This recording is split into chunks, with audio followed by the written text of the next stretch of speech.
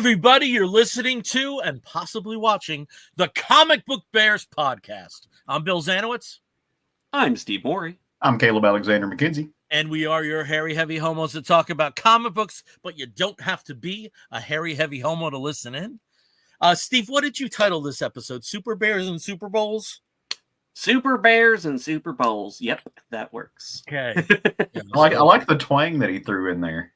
Super Bears and Super Bowls. And bowls. I don't know. That's just my football sports announcer voice. Okay. Yeah, Gotcha. About it. All right. But we are on the Super Bowl Eve. Remember? Yeah. Eve. Yeah. Yeah, Eve.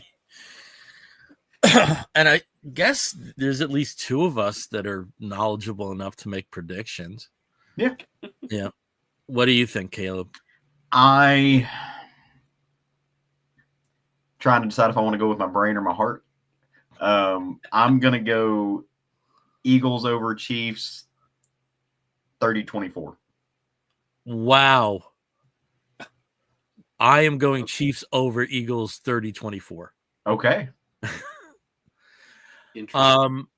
I think they're very lucky. I think this is one of the rare times where you hit the Super Bowl and there's no big injury. Right. You know, for the teams. There's really no big figure that's, and there's things going for both teams. I mean, Saquon Barkley, God almighty. It's unreal. It's unreal. But for me, it comes down to the coaching. Yep. And I do think Andy Reid is a better in-game coach than Sirianni. And with a game like this, I think that matters. Yeah. So that's where I came down with. I think it's going to be a close game. I don't think they're going to be. I don't think the point spread is going to be more than 10. But yeah, I'm just the reverse of you. I think Love and Saquon are hungry.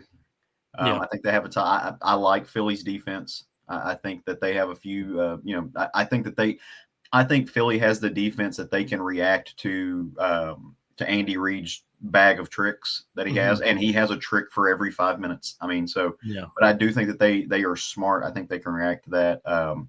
I think the Eagles, especially their secondary, on defense, I think those are they're fast. So I want to see what they can do. I think they'll be able to. They're fast and they're accurate. Yeah, and you don't always get that. Yeah, yeah. I think that they will be able to disrupt Mahomes and Kelsey's connection. I think they'll hit that pretty hard. But I mean, that's going to open up other things, though. But also, he hasn't been throwing to Kelsey as much. No, that's because other people have been shutting that down. I mean, I think a lot of teams have figured out the formula how to do that. Yeah. But Kelsey comes in clutch. I mean, he can make the plays. Yeah. So, yeah. Well, Mahomes has that really great, coaching legacy behind him from Tommy Tuberville. So I think, if he uses a lot of the lessons that he learned from Tommy, he's really going to go far in this game. I give you such a flourish and a thing for even knowing that, Steve. That was good. I like that. That's fun. That was a fun article. The only thing that I read about the Chiefs recently. So it's like, that's it. Like, really? Oh, made it up. Okay, we got points in. So, I don't really have obviously a dog in this game. I don't even have a dog in the Puppy Bowl. But my family historically is from Southeast Pennsylvania, so a lot of Birds fans in my extended family. So I'm sure they're all pulling for the Eagles right now. Well. So we'll see. I've said it before. I can't lose in this game. If Philly wins, great, awesome, wonderful. If the Chiefs win, then Belichick and Brady lose, and that makes me win too. So, I don't really care. I hate Belichick and Brady. Yeah. Fuck them. I don't care. So either way, I'm going to be happy about this game. Yeah, but isn't there any kind of comfort in seeing a division rival taken out? Yeah, for sure. Absolutely, right. But I mean, we talked about this. You know, we have this kind of same conversation every year. I tend to like look most of the time. I'm going to, you know, when Philly played Washington, I wish a hellmouth had have opened and just swallowed them both, right? But kind of same thing we talked about last year, though, when I was kind of pulling for San Francisco. At the end of the day, if the national football, you know, the NFC wins, then that means that our conference was the better conference, which means that we were as a collective, we were the better teams, right? So that makes it look better on us. You get that? So on one hand, you like, yeah, screw your division rivals. On the other hand, you know, I want the team that puts me out to win the Super Bowl. Right? Because that means that your team, like it took the Super Bowl champs to put you out. There's an argument that you were the second best team, and no one can break that argument because everybody else got defeated too. So, you know, I'm kind of okay with that. I've got a great trivia question for you. Okay. What is the one past Super Bowl matchup that can never happen again? Probably be a team that's no longer. I was going to say the Oilers were never in the Super Bowl. They were never in it. I can tell you, Steve, it's not a team that's disappeared. So, well, maybe not disappeared, but maybe moved. The Raiders haven't moved to a new division, have they? It took me a long time to figure this out. Colts versus Jets. Okay, yeah. Because it was the time that Colts were in the AFC. Yeah. Yeah. All day I was trying to figure that out, like last week. All day. Was it a trivia question that you got? Yeah. Okay. And I think the response rate, the correct response rate to it was something like 8%. Got it right. Oh.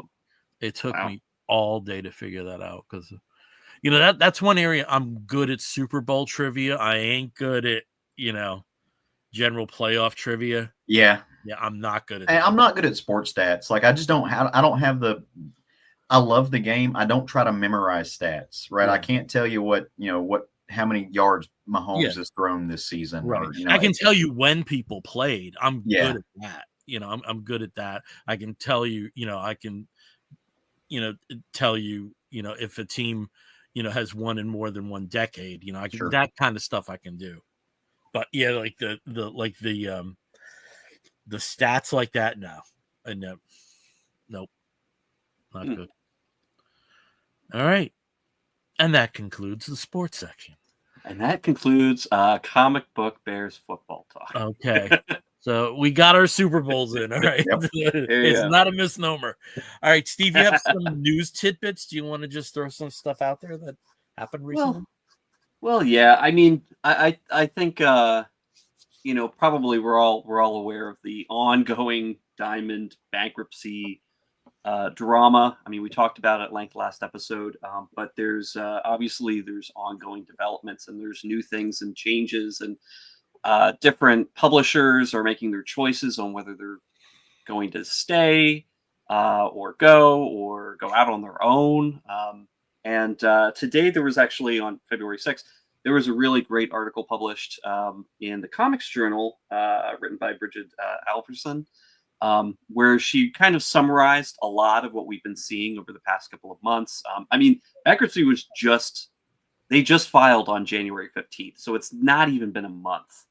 And we've gone wild with different changes and, you know, a lot of announcements pretty much every day, and sometimes several times a day, there's something new popping up.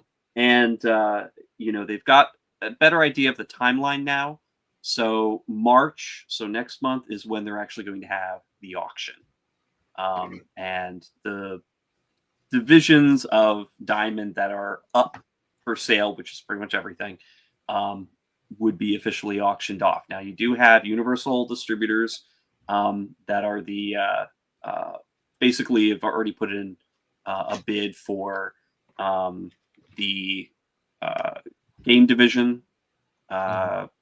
Their game division that distributes that, as well as toys and statues. I think they're really working on that. But also, they've more or less, you know, made it I don't know if it's a done deal yet, but they're acting almost like it is for Diamond UK. So Diamond UK, right now, they're already making plans for the future. They're already pretty much all set. And that's one of the few divisions that's solvent.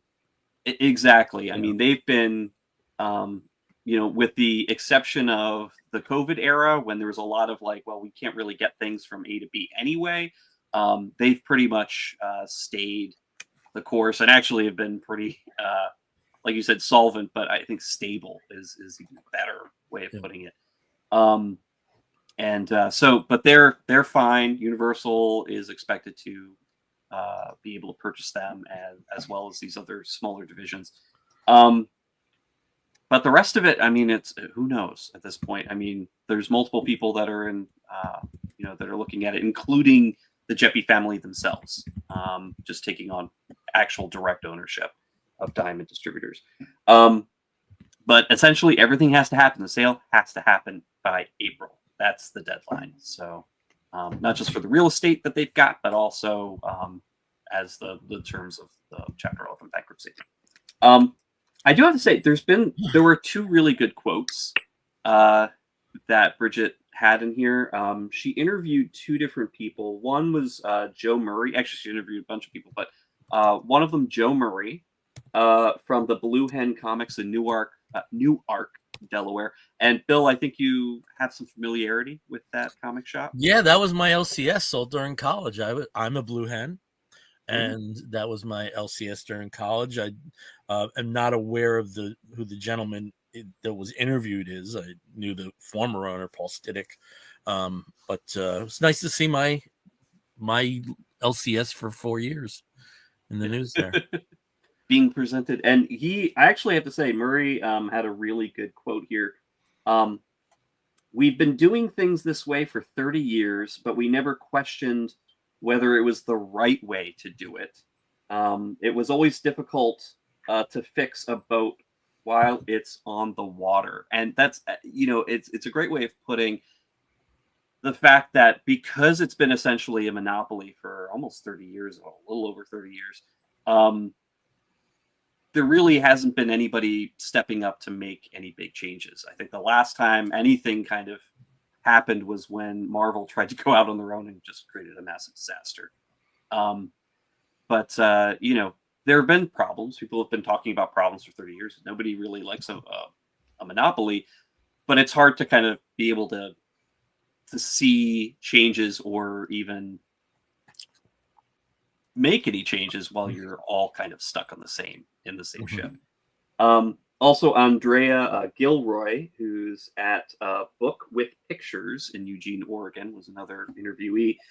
She was talking about some of the changes with the recent distributors. And she mentions Penguin Random House doesn't need me to survive. They don't need comic book shops. They're massive distributors of books, periodicals, etc. Everywhere else, comic books are a tiny part of their business, so they don't need the comic book shops. They've got Barnes and Nobles and Amazon and every other bookseller out there.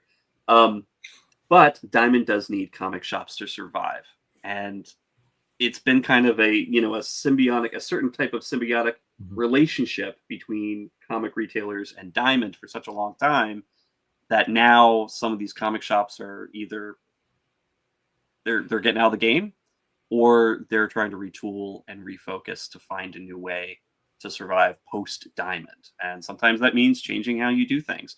Rather than ordering from just one wholesaler, now they've got multiples. They can order directly from publishers. They can order directly from, other suppliers, or do something different. And that's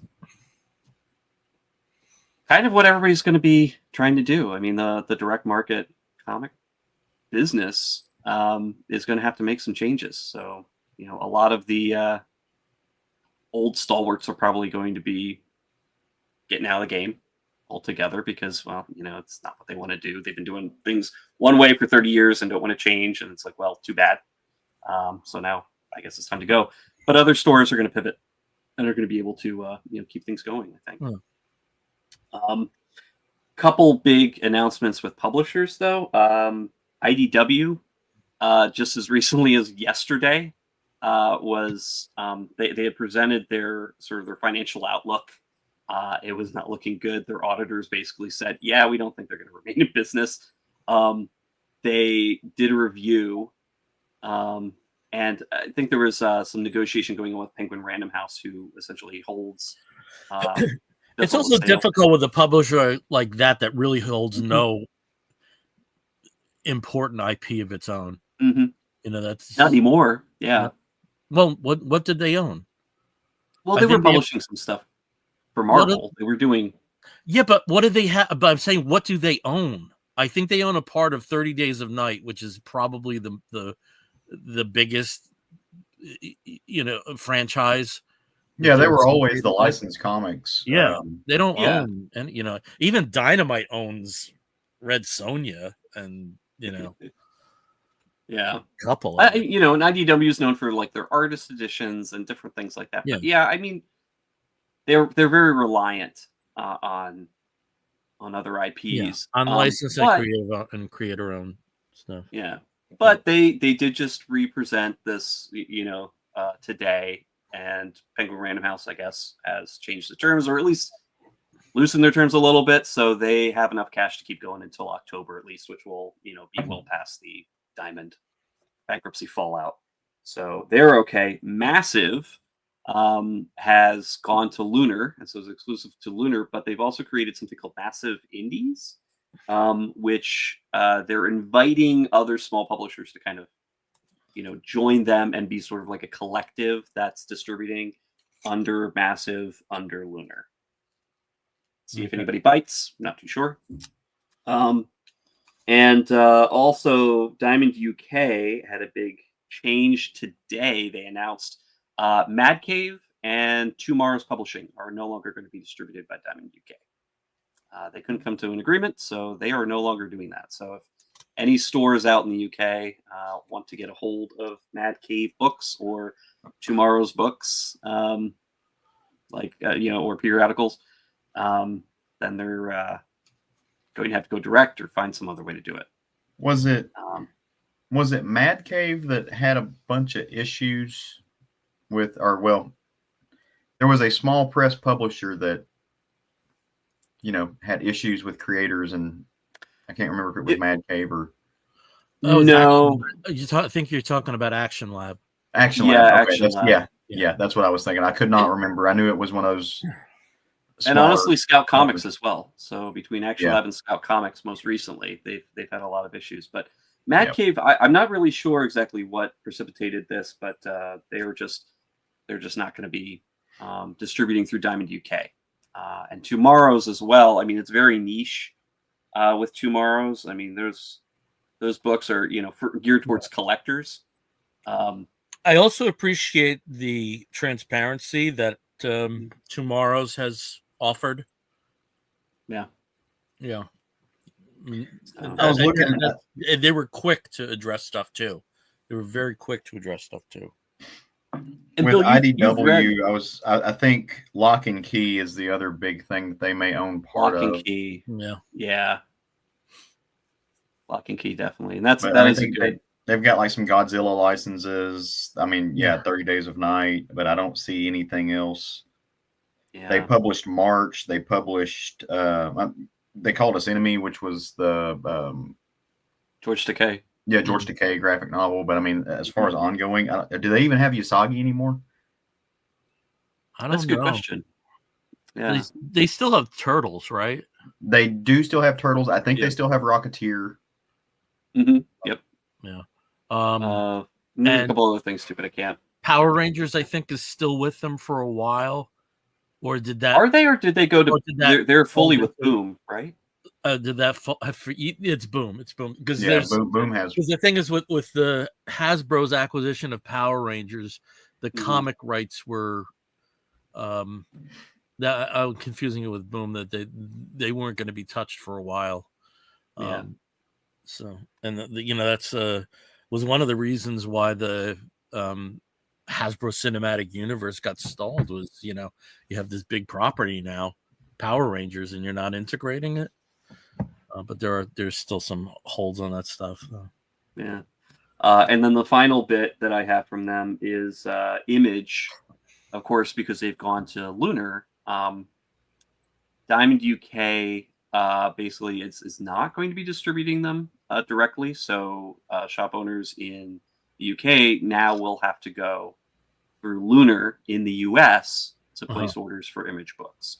So that's probably going to result in, a lot of delays for image readers out I there. also I wouldn't be surprised if Lunar develops a UK, at least a European presence. Yeah. That was kind of the initial thought back in 2020. Yeah. But I know that they kind of put the kibosh on that for a little bit, but this might be a good opportunity for them to and look at Europe again.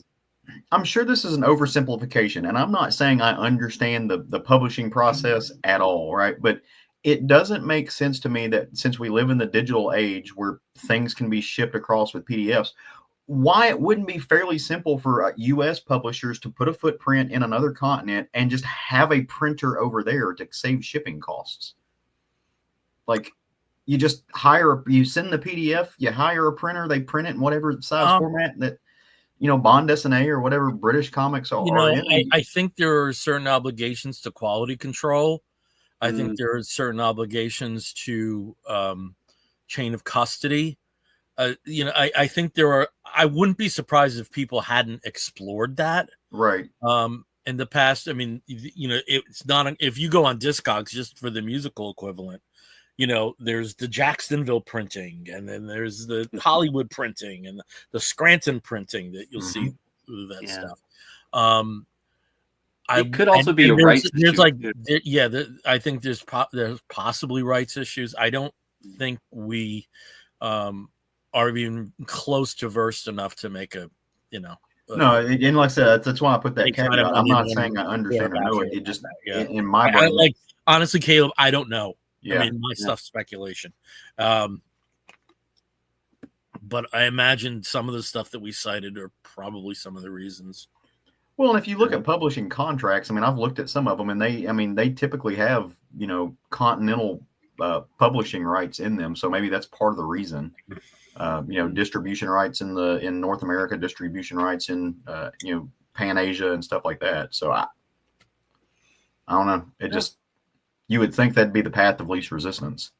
Could be. I would imagine so, but this might be the opportunity to go and do it, especially when you have the third of the big three who is no longer distributing through the easiest channel, and it's now more costly for them to ship those books across to Europe. We're not talking about any potential tariffs either, because that's just gonna. So Victor Rose, who's joined us, hey, I believe Usagi Yojimbo is at Dark Horse now. Okay. And I think you're Gotcha. right. You're right. That sounds right.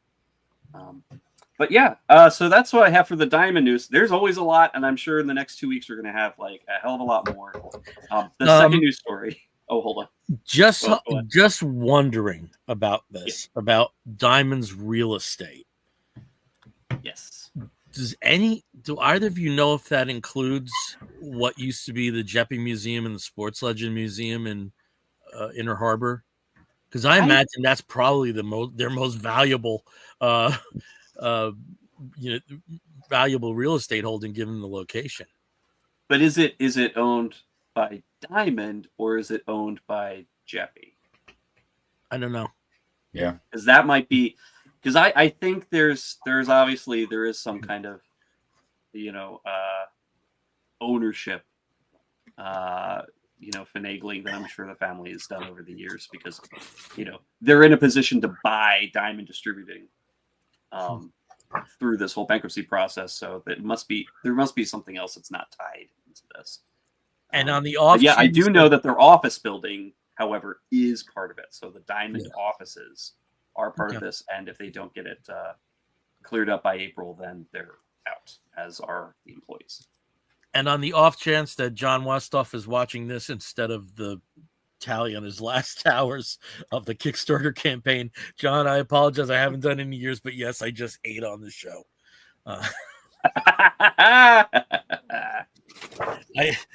These just look too good, and I had a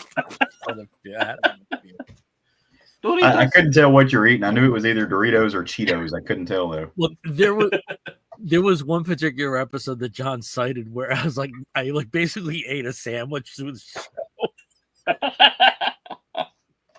And this is pre-video, so oh God.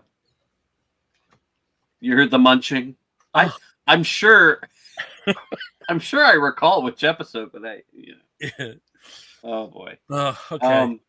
But yeah, we have a second news story here, and it's going to be short and sweet. And given the pre-show chat reaction from Caleb, I think it could be a fun one. So Rob Liefeld, it was reported through the Hollywood Reporter and Variety and whatever that he was very vocal on both his podcast as well as in a separate interview with Hollywood Reporter talking about it, that he is done with Marvel 100%. He's no longer doing anything with them because of how he was treated after the Deadpool and Wolverine premiere. He wasn't invited to the parties. Disney took a bunch of pictures with him, and they didn't use them for the promos, and they're not available online or whatever. And then also there was some kerfuffle about how the credits were being presented. He wanted actually to have his credit before in the top of the movie, the opening credits, similar to Siegel and Schuster for Superman films. But Marvel said no, and apparently Kevin Feige doesn't treat comic creators very well, and gave him the cold shoulder. And okay, I guess there is probably some truth very well, or does he not treat Rob Liefeld very well? Apparently, he doesn't treat Rob Liefeld very well. I get it. They're not being coddled by the film studio, and Disney is just sort of like, they're just being counters at this point. So who knows? I don't know. Gail Simone did confirm that she was invited to the after party. Oh boy! I know we have him saying that he's done with Marvel. Can we get that in writing? Like he did. It's like the 10th time he said writing. Too, Yeah. At the end of the day, here's what my big problem is with this. And Bill, and you touched on it a little bit. There are some valid points here being made about creators' rights and stuff like that. And I would care if I thought he cared. He doesn't care. This dude's been ripping away credit from other artists and stuff his whole life too. Fuck him. All he's mad about is the fact that they didn't invite him to an after party because nobody wants to be around his pretentious bitch ass. Yeah. Like, the dude's got an ego that you can't fit in Texas. You sure there's no other reason? Who can say? Okay. They're must have a cold, allergies or something. I don't know. No one wants to hear about his... I've always felt that any creator credit for Deadpool should include Marv Wolfman and George Perez. Anyway, so it definitely should Fabian Nicieza. Well, he is co-creator. He's credited co-creator. Joe Kelly.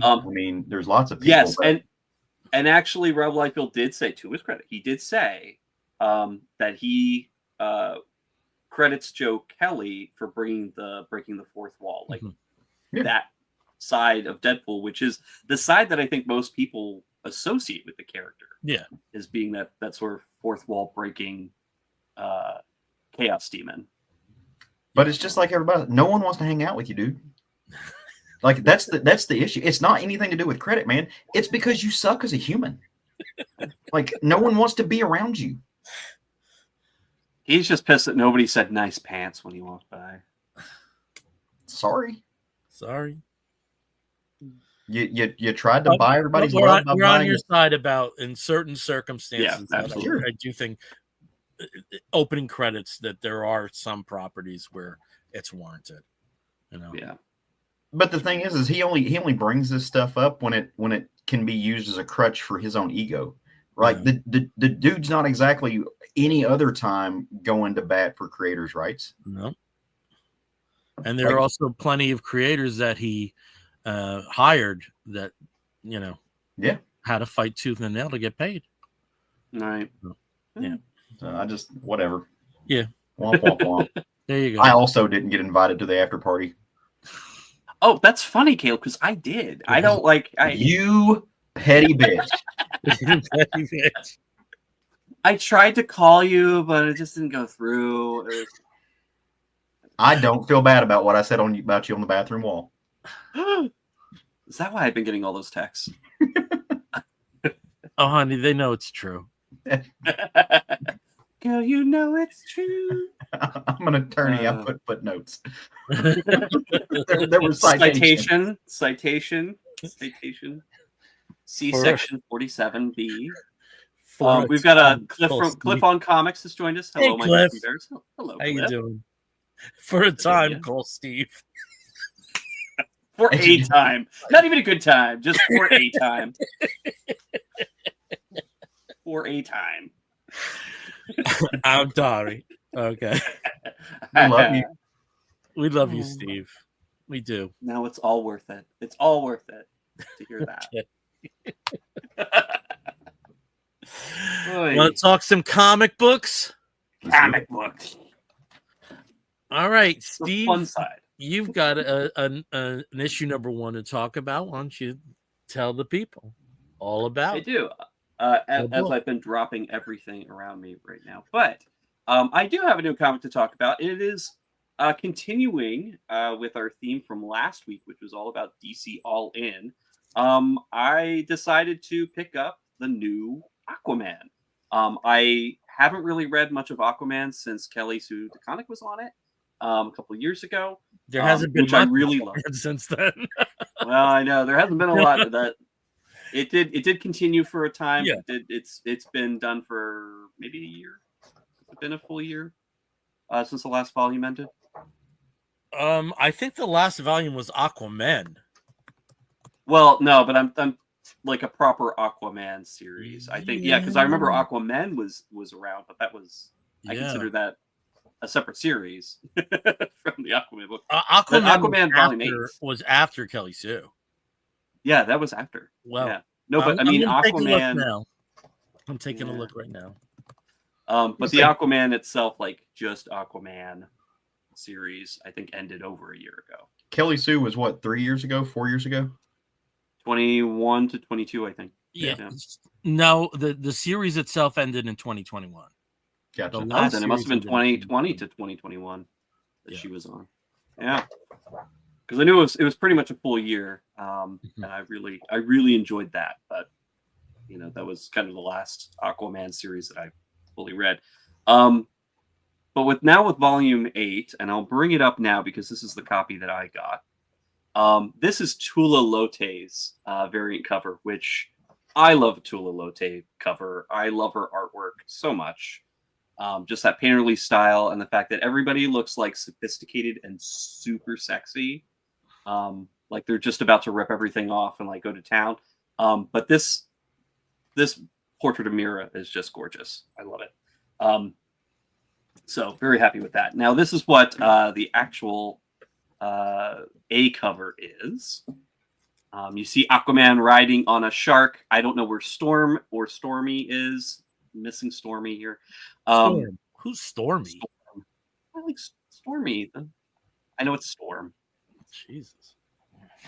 But yeah, so here it is. And this book is being put out by Jeremy Adams, who is also pulling a lot of writing duties over at DC right now with awesome. Caleb with the digital copy. With the Green Lantern series and also the new Green Lantern Fractured Spectrum one-shot that just came out as well. He's also writing Flash Gordon, which I didn't realize. So that's pretty cool. So he's busy. He's keeping busy. And then also John Timms on art over here. John, you might have remembered or might have seen his work with Wonder Comics Young Justice. He's also been on Harley Quinn and I believe Batman Incorporated Volume 2, I think was his, that he worked on as well. And we've also got Rex Locus on color and going back to John Timms, let's give it up for the Alphabet Mafia Superman, son of Kal-El. Yep. Right. Yeah, he also did that too. Yeah. He's been doing a lot, and I like his style. I like his style. It's definitely it's not the most innovative, but it's strong, and you know what he's doing. He does have a really good job of making epic images here. And this was just a random splash page. I mean, this was just like the second or third page into the book, showing this fight with a giant tentacled sea demon, very Cthulhu-like, who doesn't make any other appearance. It's just there, just for the splash page. But Caleb mentioned. Yeah, so this page threw me off when I saw it. Like, I think the background is beautiful, but like, oh yeah, I don't understand this font that they have used. It looks like it's off of a Trix box. Like, is Silly Rabbit Aquaman are for kids? Like, I don't understand what's happening with this font. It does not match the background. Like, and lettering matters, right? And so this is one of those really. I mean, and I'm being dead serious. This is one of those moments where you know, comics are a culmination of several things. They're a culmination of story and visual art and font and color and things like that. Everything about this works, right? Everything about this works really well, except for the font. And it is upsetting to me how much the font just pulled me out of this moment. Like, I was really looking forward to reading this. Hadn't read an Aquaman book in a long time. I liked the creative team. First couple of pages looked great. And then I hit this and I'm just like, the font. And I'm just like, what? Why? Who why? Like, it just takes away so much. It doesn't fit with the vibe of the book or anything else. So we need to chat with Dave Sharp about that. But otherwise, I do have to say, you know, the lettering in the rest of the book is great. Oh, it looks great. Yeah, this is the only thing that threw me off. This could just be. I don't know. The thing that to just kind of go on this point, the classic Aquaman logo. You know, the like arch thing with the looks like the bubble letters. Yeah. That's my favorite comic logo of all time. Oh, it's fantastic. My favorite one of all time. Why they don't use it is beyond me. Maybe you could do like a more modernized version of it. They have done that at times, but I absolutely love that logo, and it's beyond me why they don't use it. Well, I mean, everybody's got to try to be as contemporary as possible. I'm sure they'll go back to it at some point. I went back to the bullet. So, I mean, if anybody will go back to a classic design, it'll be DC. But DC, yeah. I just don't. But anyway, so this book takes place post Absolute Power, and one of the things that happened in Absolute Power was that all the heroes had their powers taken away, and then most of them got them back. Not all of them did, and some of them got back different power sets. And one of the things that Aquaman found himself is in possession of it's basically watermancy, aquamancy, water kinesis that Mira normally has. So now he's got the power to control water as well as communicate with sea creatures. And so Mira and he go out and find themselves trying to rescue a plane that is falling out of the sky. And he uses it as an opportunity to train himself on his new power set. It goes really well. It's very cool. He's learned how to do this. But then, of course, he's got to go right back to Atlantis, where he's got to do the boring stuff of being king. In his case, it is not good to be the king. It is boring as crap. And interestingly enough, one of the things that is brought to his attention by Jackson, one of the Aqualads, is a glowing pearl. And thank you to Editorial for mentioning that this is the same pearl from the Flashpoint Beyond miniseries from a couple of years ago, as well as some other issues here and there between the Flash and I think Raven Bolt. But there's obviously something really powerful and interesting and interdimensional to do with this pearl. So of course, they're going to set it aside until later in the issue to address it. So Aquaman goes, fights a giant, aqua beast using his new power set. But when he gets back, Atlantis is gone. All the people are gone. Most of the buildings are gone or just rubble. And the only thing left is this pearl. So of course he takes it to the Watchtower. He, enlists the help of Batman and Wonder Woman to go and try and find, what happened. And they follow an energy signature to a portal under the sea that's reacting to the energy resonance of the pearl. And Aquaman's like, well, I've got to follow this and figure out where my family is. My family's been taken, my people, my kingdom, everything's gone. I've got to figure this out. And after he goes through the portal, what does the portal change into but a giant Omega sign, which means dark side. And from the solicits from this book and the next couple of issues, we realize he has been teleported to the new absolute universe.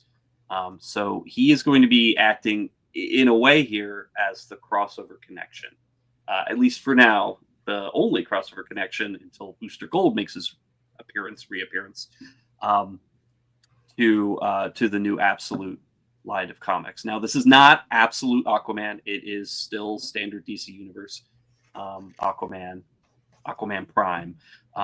So we'll just see how a Prime hero can survive in the much harsher and more, let's just say, not as bright and optimistic universe of the absolute universe. So I don't know. I'm intrigued with this.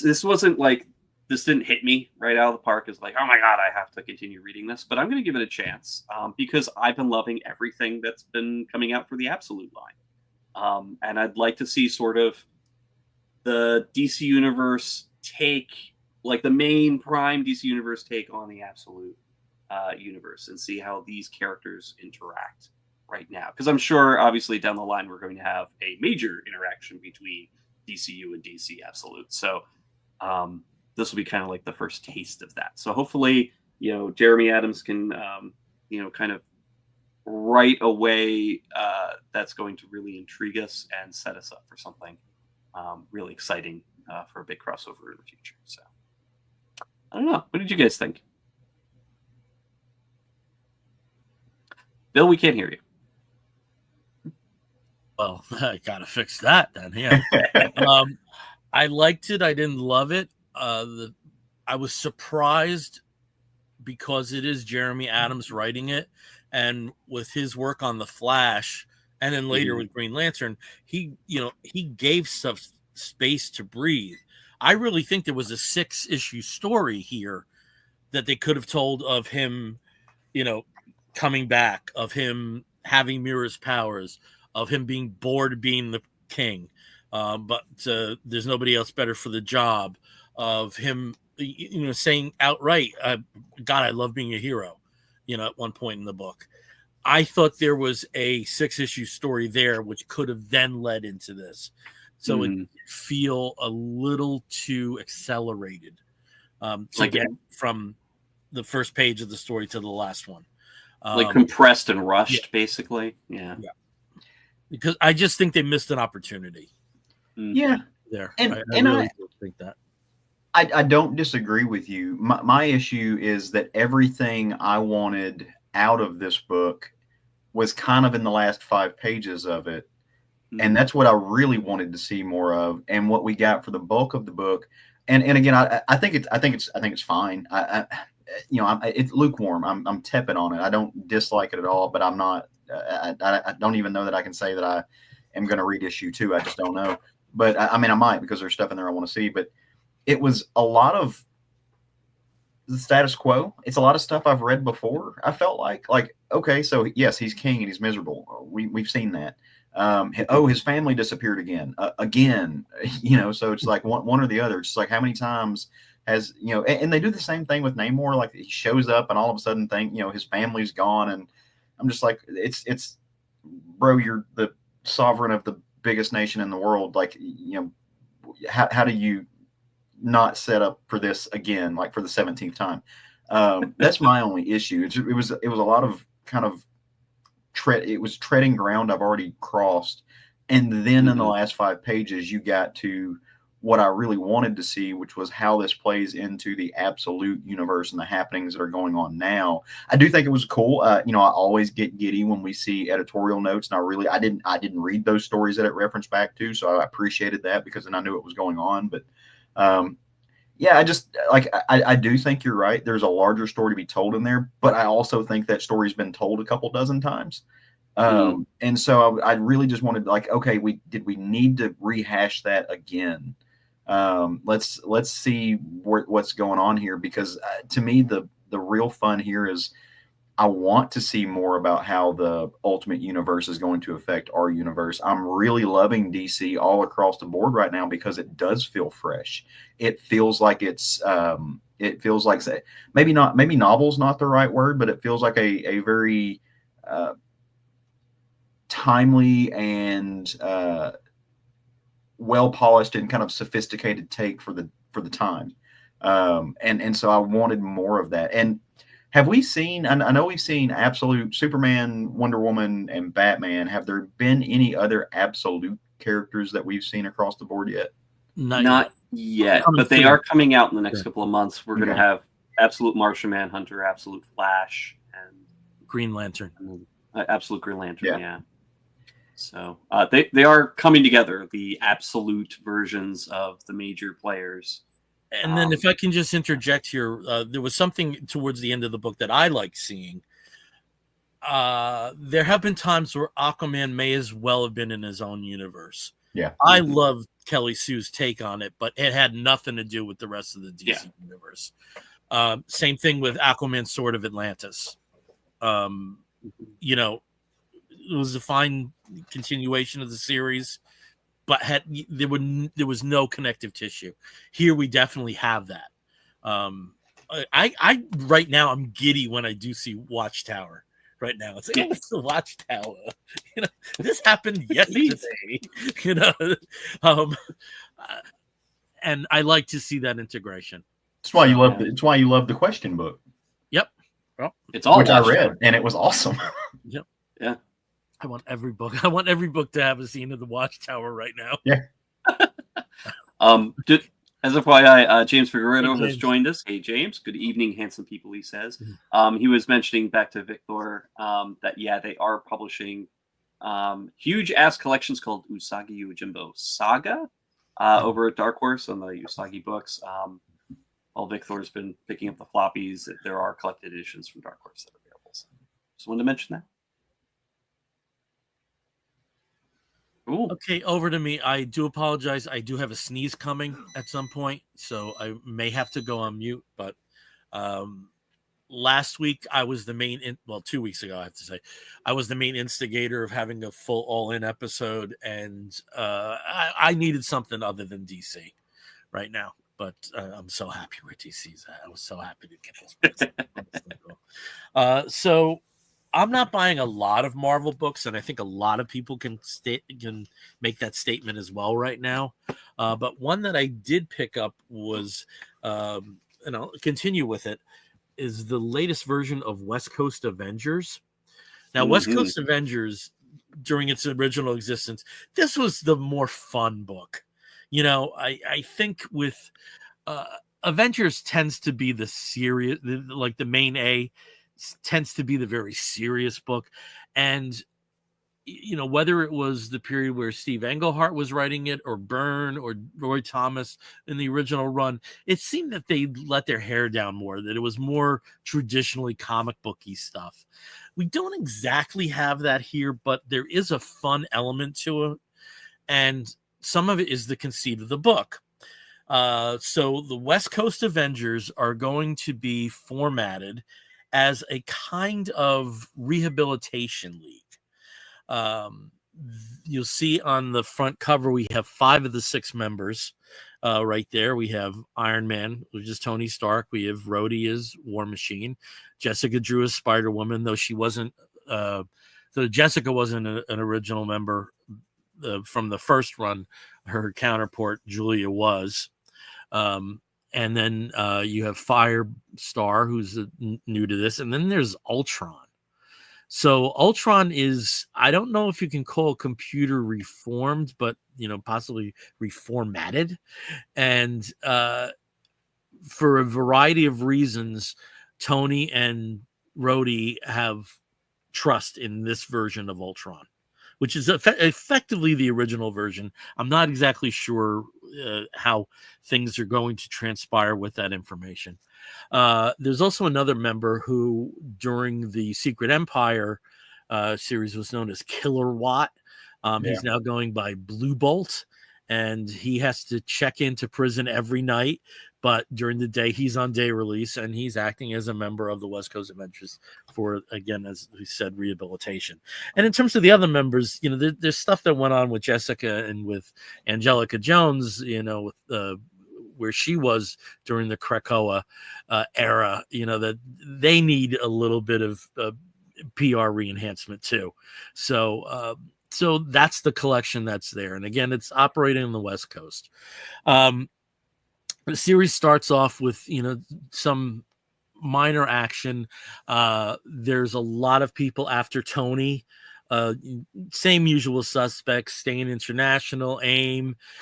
He ends up on the West Coast for this team, but he didn't have his costume with him, so he has to go into an old storage space and get the classic version of the 80s Iron Man outfit, and he doesn't exactly fit into it. He's put on a few pounds.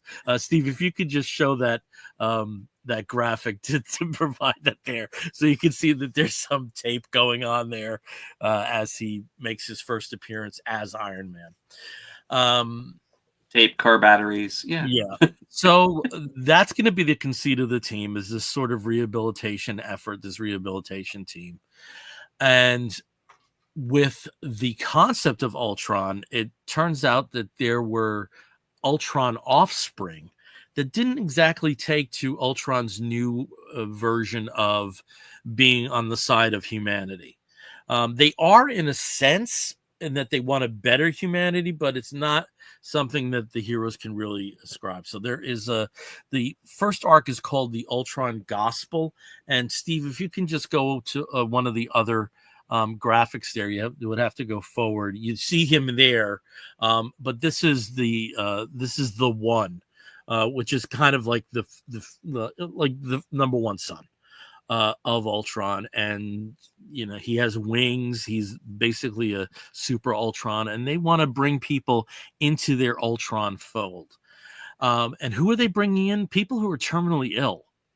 It basically started off in the series where the Killer Watt, Blue Bolt, was in the hospital, and the woman next to him in the hospital basically has inoperable cancer, and she goes over to the Ultron Gospel, and they basically eliminate her body and keep her essence and self in a new Ultron body. She's going to live a lot longer than she would have. And that's appealing to a lot of people. So there's commentary. They involve the Illuminati. And some of the concerns are, today it's a few dozen. Tomorrow it's going to be hundreds. Very soon it's going to be thousands that are going to be become zealots for this Ultron Gospel. So that's where we are. There's also some very superhero-y things. They clash with Flag Smasher. There's a lot of internal strife between people. Firestar with her issues with Nimrod is not exactly comfortable being around robots right now. So there's a lot going on, and it's a team that's in its growing pains. But I really enjoyed the stuff. The writer is Jerry Duggan, who's been on so many Marvel titles in the past. The artist is Danny Kim, and you can see some of the covers there, the main covers that I got. And it's nice to have that left coast fun Avengers back in some form. So that's what I got. Yeah, I need to get on this and read this. So I'm as an old Avengers fan, I'm going to feel some kind of way about seeing Ultron on the side of right, to some degree.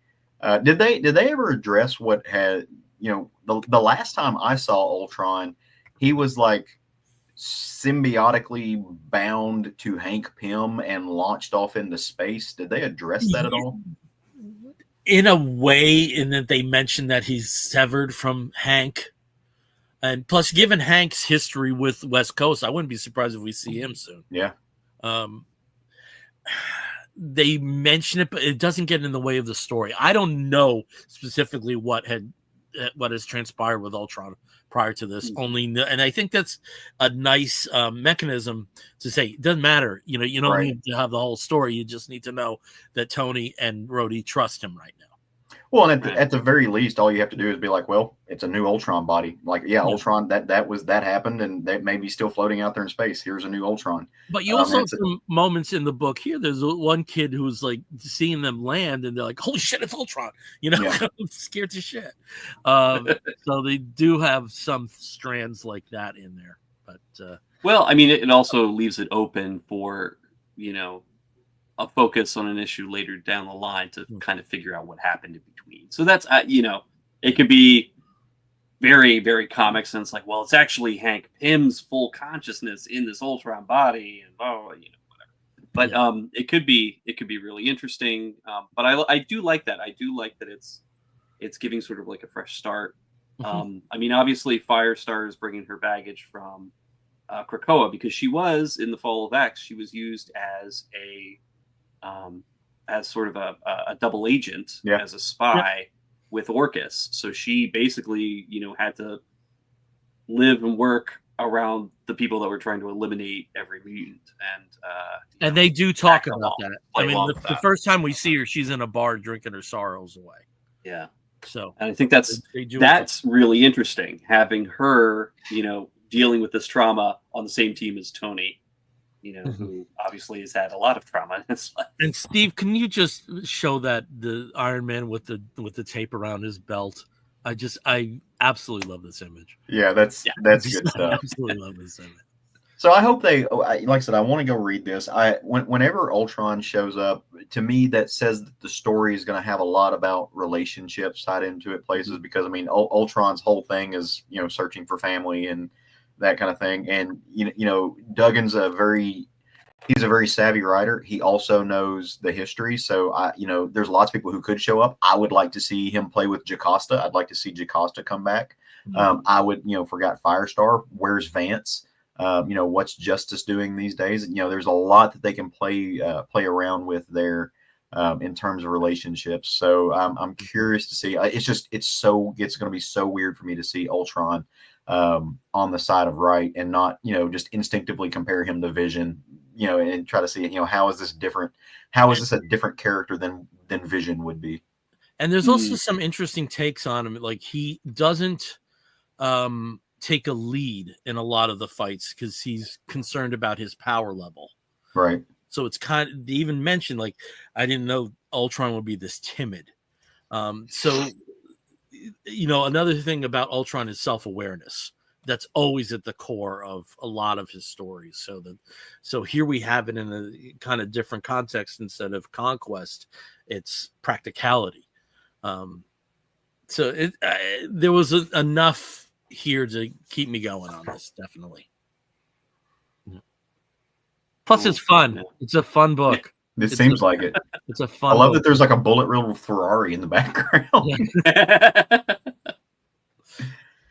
I mean, well, I guess I'm all about the fun books. So we've had a little Marvel, we've had a little DC.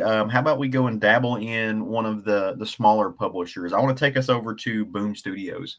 Dabble away. I'll take us to Boom Studios with a writer that has had very important works and very good works at both of the houses of Big Two and Marvel, DC and Marvel, and that is Greg Pak.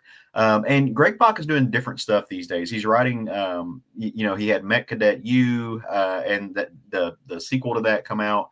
He's doing lots of stuff that really focus on.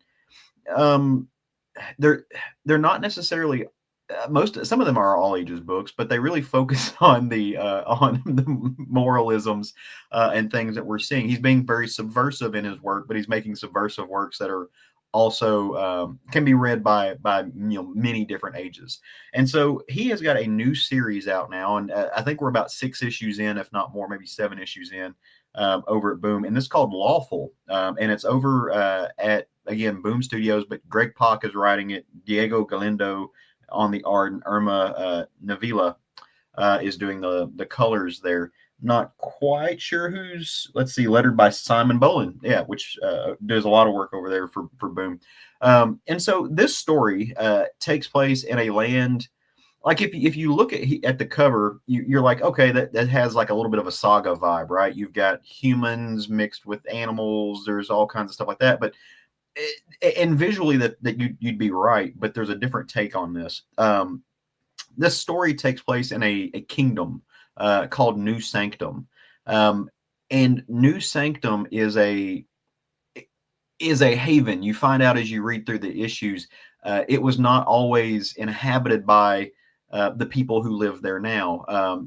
The characters that you see, and really the story is about this character named Sung, who is the younger boy kind of crouching down here on the cover, and then his friend Eris, who is the individual there with the tail and the horns. But these individuals are a little bit of a different race that escaped their planet when it basically imploded and came here. It's kind of the vibe to it. But people like Eris are in this world are not naturally born with horns and tails. They're not a different species. There's something about this land where if you do something wrong, right? If you do something wrong, then something happens to your body. If you lie, you cheat, if you steal, if you jaywalk, if you do something wrong, like that is just, kind of from this black and white standpoint wrong, something bad will happen. And that's why you get characters like Eris. Like, she breaks the rules, she does bad things, she bucks society, and she grows horns. And when you do that, it's a visual representation of your wrongdoing. It's the proverbial scarlet letter, right? And so everybody can see that you've sinned, everybody can see that you've wronged. And if you don't do those things, then you don't have these manifestations on your body. So Sung, who is really, like I said, kind of the focal point of the story, he comes from this long legacy of generals or knights, that from this world that protect them from encroaching monsters. The book opens up with the scene when Sung and Eris are kids and they're standing along this moat wall, and Eris is picking up this big stone and she's going to throw it into the lake, and Sung says, no, if we do that, we'll get in trouble, bad things will happen. And so she kind of double dog dares him, and he does, and then he gets these scales on his chest that pop up. And because of that, now at the same time, this monster comes erupting out of the water, and Sung's father, who's again he's like the head honcho of these protectors, these knights, almost kind of like Knights Templar, shows up, stabs the monster through the chest with a sword, kills him, and then explains to his son, hey, you messed up. We told you don't throw things in there. Now you're going to have these on your chest for the rest of your life. And if you continue to do bad, you'll continue to distort your body and you'll be an outcast. We'll have to kick you out of the kingdom. You'll be a criminal. We don't do that. And I'm a public figure, right? Like people look to me, and so I can't have you out here doing these things. Kind of shames him a little bit, right? And in that moment, Sung decides he's going to dedicate his life to being like his father. He's going to do the right thing, and always, he's going to very purposefully not do wrong things. Eris takes the other route. She's a little bit of a rebel, right? She gets into some trouble, and she ends up having like animal claws and a tail and horns. It's an interesting dynamic, but as you know, I think as we all know, that's not the way the universe works, right? If you see somebody needing help across the street, but you don't have the street light where you can walk, what do? What's right? What's wrong? Do you go help that person and jaywalk and break the law, or do you wait and watch that person struggle? What's the morally correct answer there? And Pac makes them wrestle with that in kind of in that exact same scenario, and it really goes to show, hey, like, and talks about in certain situations, like you are kind when you spare people with little white lies. But if you do that, something will happen, and you can be, you'll be ostracized, you'll be kicked out of the kingdom. And this is kind of a, fascist organization, fascist world, where if, they judge these people who have these physical manifestations of their quote unquote wrongdoing, and if at some point they kick them out. And of course there's resistance to that. You know, this kind of these folks kind of team up and they say, hey, we're not grotesque, we're not monsters, we have horns, look, we're reflecting nature, we're beautiful. And so you're seeing these two societies clash. And our boy Sung, he is at the age now where he's about to take a very big test that's going to determine whether or not he can be one of the knights, he can be one of the protectors, he can follow in his father's footsteps. And he does. He takes the test and he passed, which in one scenario, that's great because we find out that his father's passed away in this point, but his mother, and we don't know how yet, at least as far as I'm gone, but his mother is ill. And we find out that she's receiving medicine because they're part of the quote unquote inner circle. But the medicine only gets given to people who are in the inner circle, and the only people who are in the inner circle are these kind of pure people who don't have these physical manifestations of wrongdoing. This kind of elitist society. Well, he saves her life by becoming this person, and he's very quickly put into a scenario where he has to make a choice regarding his friend, and it is it blurs the lines in what's right and what's wrong. So Pac is really playing with these kind of moral ambiguities on things, and making you question, well, what is the right choice? And what do we do? And he does some of that with Met Cadet U. I think he's really wrestling with, he's taking these kind of very important subjects that we deal with on a national basis, right? They can be anything, global affairs. What is right? What is wrong? Do you go and drop bombs on these people? Well, that seems like a bad idea because it's wrong. Well, if you don't, what happens when they're a terrorist organization? They go murder and kidnap, right? So what is right and what is wrong? It's a gray area, right? He's distilling this down in decisions that young people can understand by looking at the universe around them, and I think that's important because at the end of the day, literature and art is supposed to make you think. It is supposed to challenge you.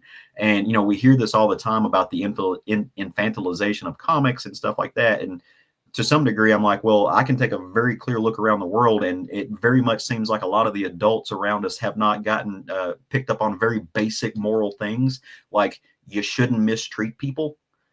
You shouldn't be a bastard of the highest order. And so maybe society needs some of these books that kind of distills it down into maybe a 5th grade reading level, so that maybe the adults in the room can kind of pick up on some of these cues. I don't know, but I really have enjoyed what I've read of this book. I think it's a fun work. I think it's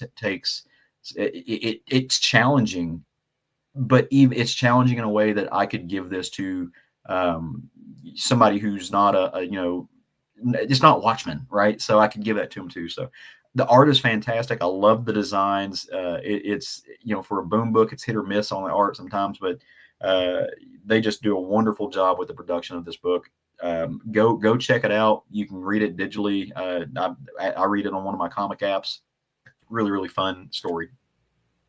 Well, I like what you were saying about Greg Pak, and I think I agree. I think he did that with Met Cadet, where he takes very lofty moral concepts, what constitutes goodness, what constitutes heroism, bravery, and his protagonists are usually young in these creator owned stories. And here's a situation where he puts his characters in what's more like stark good and bad than every time you do something bad, it physically manifests on you. Yeah.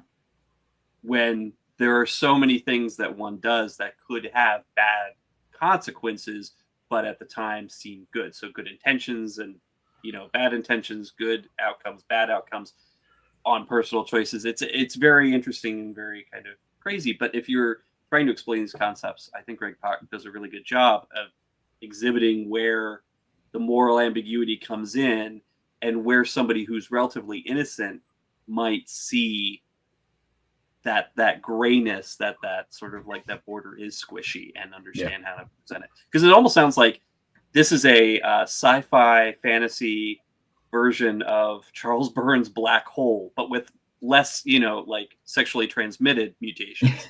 And to that point, around about the second issue or the third issue, you start to learn that, some of what's going on here is bullshit. Some of this is it doesn't just happen naturally. There's something happening here that is controlled and weaponized to a degree to punish people. So you start to see, okay, maybe wow, like that. So these moral standards, not even the people who are enforcing them aren't following them. So wearing your sin on your body doesn't really necessarily constitute fairness or even justice in this. And I think it is a very complex and high concept, but it sounds like, like Puck is really good at doing. He's got a very good grasp on it. Yeah, and I think that comes from him being an Eagle Scout. That he takes morality on a very basic level, and then because he's been very open about his struggles of continuing with scouting concerns, given their history of homophobia. And also, I think as someone biracial, he's very good at duality. Oh, he is very good at that. That's right. I haven't read anything of his in quite a while, though. I think you'd really enjoy Met Cadet U. I think you'd enjoy this. I think you'd enjoy Met Cadet more. But I do think you'd like this. Okay. I might sample it. Like I said, I'm recharged, and that's going to extend to independent stuff too. So cool. Awesome. Thanks. Now, Caleb, do you want to stay on the mic for your next book, or sure? I never mind being the meat and the Bill and Steve sandwich show.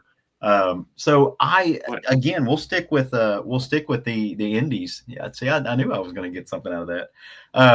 So I will take us from a fantasy book. I get, if you could call that a fantasy book, a little bit of fantasy and sci-fi, to a little bit more slice of life, and something that is just in some ways it is about remembering, and in some ways it's about reconnection or maybe just discovery. And I think you'll kind of understand what I mean as I kind of go along and say this. This comes from a publisher I've never read before. It's called Avery Hill Publishing, and the book is called Adrift on a Painted Sea.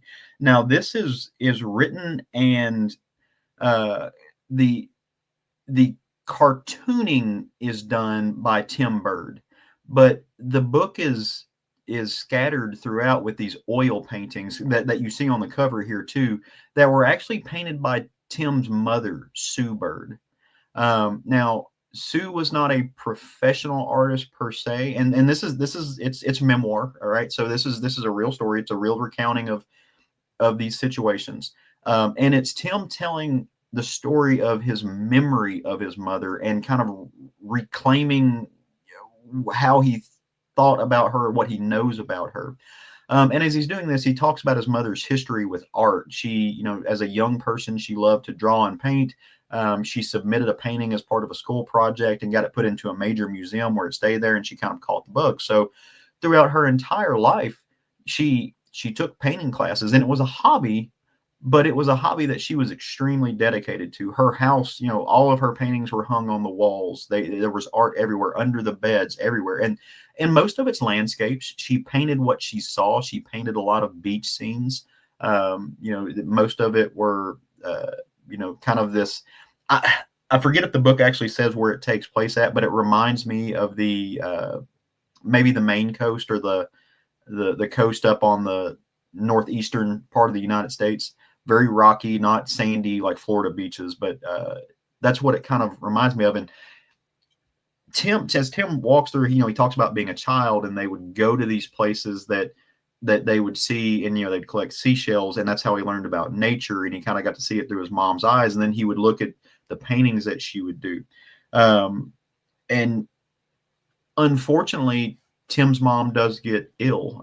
Tim's mom gets cancer at some point, so it is a very hard read if you've ever kind of had a family member go through that. But she still paints as she goes through that. And unfortunately, without spoiling too much, unfortunately, she passes away, and he has to deal with that grief. He has to deal with his father, who is left behind, and he and his sister they help him with the process, and the story talks a little bit about how they stay at the hospital and they go and visit her mother, and this is happening during COVID. This actually takes place in Europe somewhere.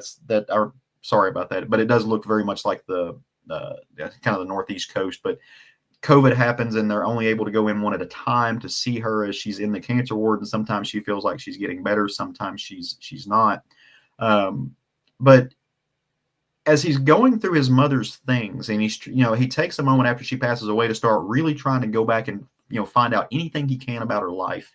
And it turns out that the painting that she had always told her kids that was the painting that got put in the museum probably wasn't that painting, and he doesn't know why she told him that, and there's no answers. And on some level, that's a pretty simplistic thing. It's like, okay, well, she was a teenager, and maybe she didn't remember. Maybe she, after the years went by, she just didn't know.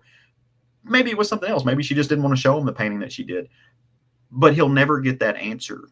So there is like this unfinished story of things that he starts discovering about his mom as he's looking back at her, and seeing now these old things through the lens of losing her and through the lens of her absence, and then kind of reclaiming who she was to him. At the same token, talking to his father. There's not a thread here, right? There's not really and then this happens, and then this happens, and there's not and this causes this, and here's the end game. There's not really any finality here to Tim's story, other than it's just him exploring the memory of his mother through the art that she left behind, through these landscapes, and through the world that she saw and she painted through her fingertips. And that is cathartic to him for a little bit, because I think it helps him explore his life. It also brings back memory of the things that they did together, the trips they took and stuff like that. And I think this is just a way for Tim really to work through grief, right? To work through grief, to work through memory, and to really figure out in his own way, because obviously he's an artist, right? You look at this page, and his mother painted this landscape in the background, but the cartooning of the birds and the woman whose hat is flying off, and the gondola that's being pulled up the hill, that's him. He walks in her shoes to some extent. And so I think he's trying to wrestle with what that means. He has this connection to his mother through art, and also through experience, and how do those things intertwine? What's the overlap there? And what does that say about who he is and where he's going in life? And he wrestles with that just a little bit, in some pretty interesting ways. Again, you're not going to get to the end of this book, and there's not like any completion here. It opens up, it goes on, as life tends to do. But I found the work wonderful. I found it to be both heavy and light at the same time, because you want to cry. It's one of those situations like you want to cry and smile at the same time. As this person is just being very, very wholesome and very vulnerable. So I really encourage you, if you can find some place where you can get Avery Press books, to check out Tim's work, and especially this book. I think it's a wonderful story. Yeah, this is right up my alley, to be honest. This type of book, I love those. I mean, this is just reminiscing. Like, this is him reminiscing. He's kind of remembering moments with his mother, and it's almost like, by having the paintings there, it's almost like having a photo album. It's like, oh, and this is when we talked about, and this reminds me of this. And that. Like, it sounds like a really good, narrative memory of his relationship. And I love these autobiographical works. I love these relationship books that they really are just sort of talking about a very specific, relationship, a very specific moment or series of moments in time. They don't necessarily have to go anywhere. They're eliciting an emotion. They're, bringing the author, bringing you along. It's a story about a connection. It's a description of a connection, not a narrative, right? Exactly. And it's fun, and I love the unique format where he has the pictures or the paintings his mother did alongside, or sometimes integrated into, his own cartoon strip, like his own drawing style. So that's cool. I like this. I'll definitely be checking this out, trying to find it somewhere. Hopefully ordered. Awesome. It'll be. We'll be getting it too. I don't know if this was an element, but you touched on the thing about the museum painting and the questions hanging over that. And I do think that when you have somebody who is a creative in your life and they leave, you kind of turn to what they created, and in some ways that tells their story just as much as your experiences with them. Yep. And that element I'm looking forward to experiencing. So well, and sounds like you had a good one there, Caleb. Oh, I do, and I'm going to be reading a lot more of Avery Press too, because there's several Avery Press publications on the comic app that I read, which should probably know the name of, but I don't or whatever that's called. Or so this one, the symbol is everywhere. If they would only tell me what the actual app is called, that would be wonderful. Global Comics is the app. It's like $7 a month. There's a lot of stuff on here though, but collective continuity. We were just talking about how Greg Pak has written all of these stories, these works of art that he's done over the years, where he's talking about this, and it goes everywhere from what is morality. You can look back at World War Hulk or Planet Hulk, where the Illuminati decides, hey, the Hulk does a lot of damage to Earth. The best thing is to launch him into space. That's a moral decision, right? And then you look at how that goes with his work in DC with Superman, his work with the Hulk, his work with Mecha U, all of his stuff. Whereas really he's building this body of work. And one of my favorite things in the world is to talk to people like Zach Crucy about people like Steve Ditko and analyze these large bodies of work, because to Bill's point, they do tell a story. And not only do they tell a story to people that they know, but to strangers like me who are able to go back and that's how you learn to know somebody, through the legacy of their life and the art that they've left behind. And I think that's important. And I think it's interesting because art being subjective, you can, two people can learn to know somebody in two different ways by looking at the same things, which is kind of a fascinating and uniquely human experience. And it's a weird exercise in empathy too, the sin of empathy, if you will. Thanks for letting me know about Avery Hill Publishing, actually, because they do have some books by authors that I know. Luke Healy has Permanent Press that's distributed by them. Tim Bird has a couple other books that they also distribute. There's a lot of really great stuff. I'm just looking through their catalog here. So yeah, awesome, good find. Cool. Ha! I win. You win. We're done then. You won the episode today. Okay, Steve, you got another book to talk about? I do. And this is one that, I mean, literally anybody who talks about this book series could spend hours talking about the characters, who the characters are, what happened to the characters from issue to issue. It is complex and just... I don't want to say convoluted, because that makes it sound like there isn't a plan. There is a plan. There always has been a plan with this book series. But there are just so many different characters and so many interactions and relationships and fights and really cool things. And that is Michel Fife's Copra series. And he has just released the first issue of his latest, The End of Copra, or in this case, The Death of Copra, through Image Comics. So he's returning to Image Comics for the last story arc of his long-running Copra series. So Copra started that self-published, written, drawn, colored, everything by him back in 2012. And since then, since publishing that first issue with, I think it was 400 copies, he talks about it on his blog. He had been distributing it through Bergen Books. He had been distributing it on Etsy, through his own store on Etsy, for years.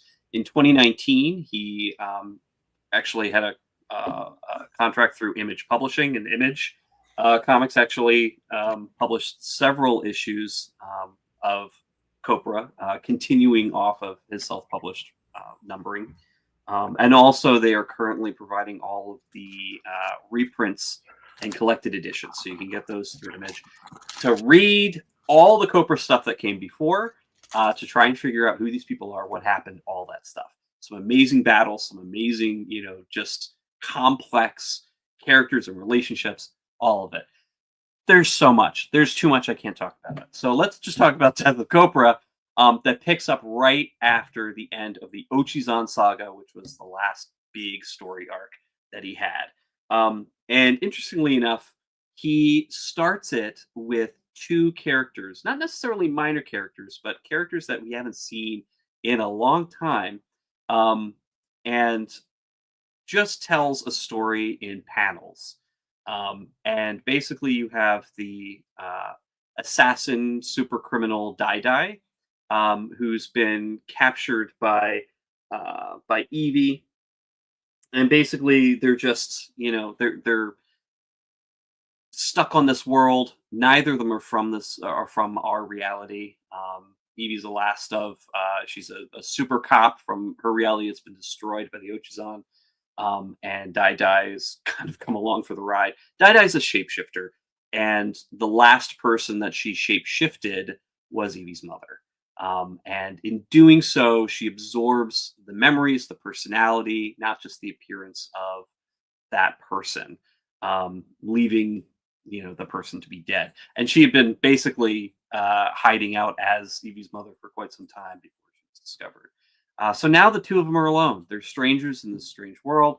And Michel Fiffe starts out this book by giving you their story and giving you this little slice of life, with a very surprising ending in those 5 pages, and brings us up to speed to where they are, where the Copra team is, where their sort of counterparts, not necessarily villains, but definitely rivals, the Detroit team, in the aftermath of Ochizan Saga. And this is kind of like the final, it's the postscript on that big, massive battle.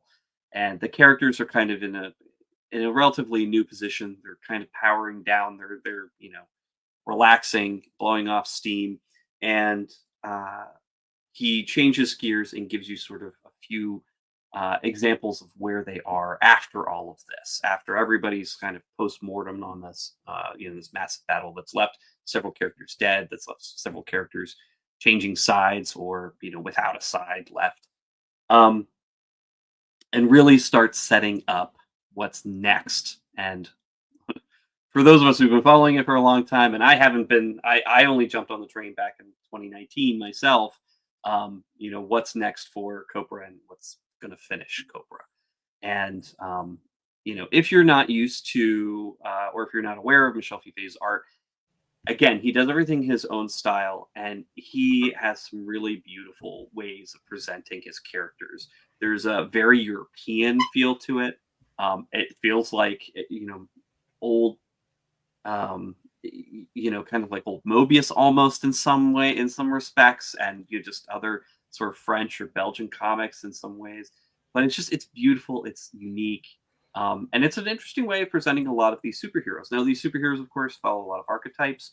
On the screen, you've got, if you're watching, you have Evie in her outfit, but she is looking at Rax, a character who's kind of modeled after the Changing Man from DC. He wears a super suit that kind of changes his appearance and gives him superpowers and all of that stuff. But and even has very similar style, sort of in the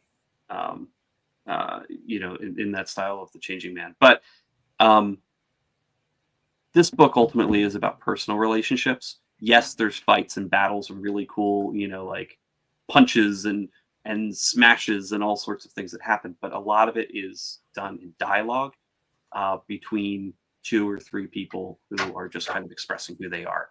So you have the Copra team, you've got the Detroit rivals, you've got all the backup. There's an Amanda Waller type character, Sophia, who's not necessarily as evil, but she's kind of morally gray anyway. But there's always twists. And of course, with the Death of Copra #1, you've got a twist in the first 5 pages. You've got a twist right in the last page. And we're going to be seeing characters die. We're going to be seeing characters completely taken off the board before everything is said and done. And Michel Fiffe, he's been building to this over the past 13 years, and he's finally ready to finish it, and he's going to go out with a bang. So if you've been sleeping on Copra, I mean, I don't blame you. At times it's been difficult to get. The last, I think, 5 to 10 issues I've been getting directly from his Etsy store. After he stopped publishing with Image in 2020, 2021, everything's been self-published since then. And of course, obviously before 2019, it was all self-published. You can get the collected compendiums and editions. So I absolutely, there's volume 1. I absolutely do recommend checking out, starting at the beginning, and stick with it, because you'll love these characters. You'll love what he does with this. And I'm really excited to see it end. It is unfortunate that it is going to end, but man, it'll be fun. So it's for me, it's more. So yes, for me, it's more like having read a lot of Copra. It's a bizarre world. I love what Fiffe does. The best way I can explain it, it is the more cartoonist version of Black Hammer, right? Like, it's a very I never thought of Black Hammer before, because I mean the most obvious analog is Suicide Squad. Yeah, sure. Suicide Squad is kind of the direct. But I always described it as Suicide Squad on mescaline. Fair.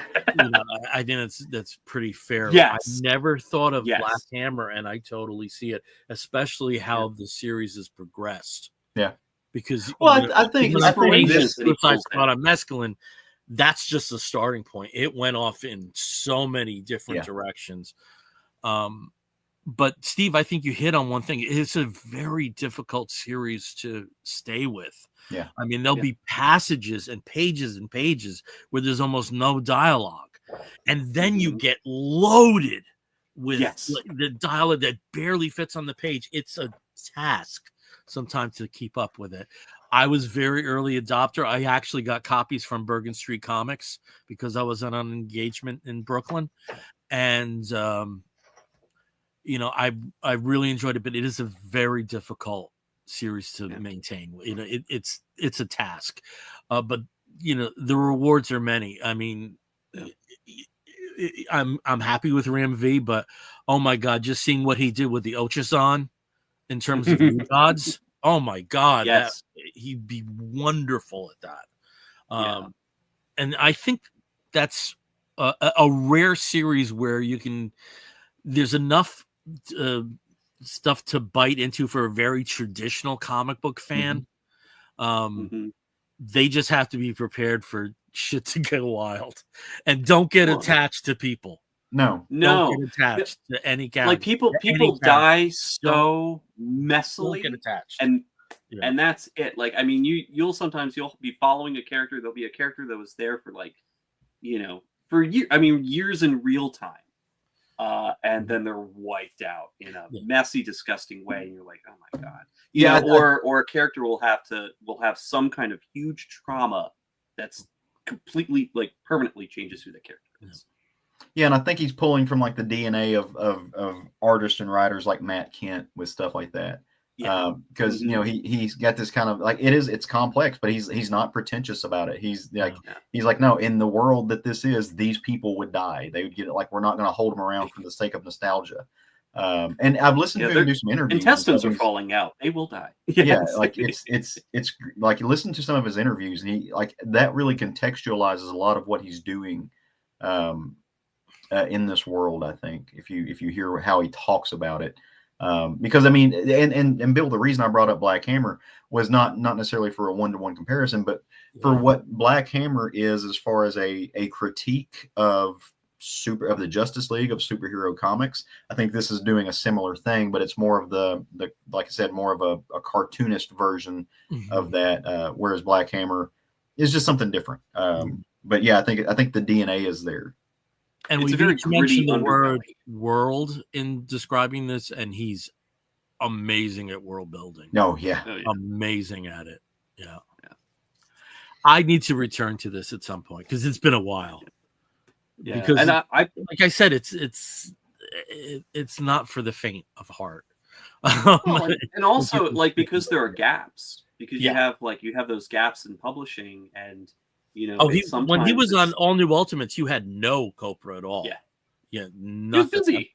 That was He does everything himself. It's Yeah. But yeah, I mean, if you can, the best way to do it is just grab the collected editions and start at the beginning, because if you jump in the middle like I did, you're going to be very confused to start. And for his back issue collectors, that's the only way you're going to be able to afford getting a lot of these stories. If you were one of those lucky people who, got on very early, some of those early single issues are, I mean, people, and he actually mentions it. This is one of the things. It's like, can I buy these? It's like, yeah, they're going to be very expensive, but the thing is, people who bought them hang on to them. People who bought them keep them. They're not, selling them to the speculator market constantly. They're holding on to them because they like it. They want to keep it. It's theirs. Yep. So, but anyway, yeah. So Death of Copra, be prepared for a wild ride towards the end. Can't wait to see. Yeah, and I do like that it's back at Image because it's been off the radar. It's easier to get. It's either Etsy or conventions. Nobody stocks it, so. And I was getting it through Etsy, and maybe like Forbidden Planet and places like that. But that's I have to wait for the email from Michelle to say, oh yeah, we got the next issue. Just hurry up and order because there's not that many. Okay, I'm gonna wrap this show up with about the most conventional comic you can think of right now. But some backstory. In the 70s, old fella like me, some of the comics I enjoyed in tabloid form, and these are just some that I have around here. Limited Collector's Edition was the series. So this is a Superboy and the Legion reprint, more Secret Origins of Supervillains, and it reprinted the stories, but again, you have much bigger pages being tabloid size, and you'd always get stuff in the middle of the action here, like these nice little wanted posters for the villains there, and the back you usually get like a tabletop diorama, and that's why you'll see a lot of copies just don't have the back page, because people would make these because it was fun. I certainly did. That also extended to the first facsimiles that we ever really had, apart from EC Comics, and that was the famous first editions. And this is my famous first edition of Detective Comics. It's actually a replacement. The one I have, it's in really bad shape from being a kid.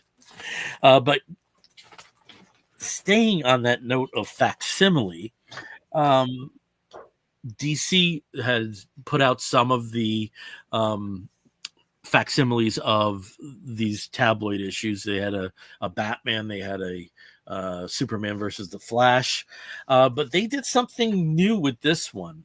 So they put out for the first time the Untold Legend of the Batman tabloid.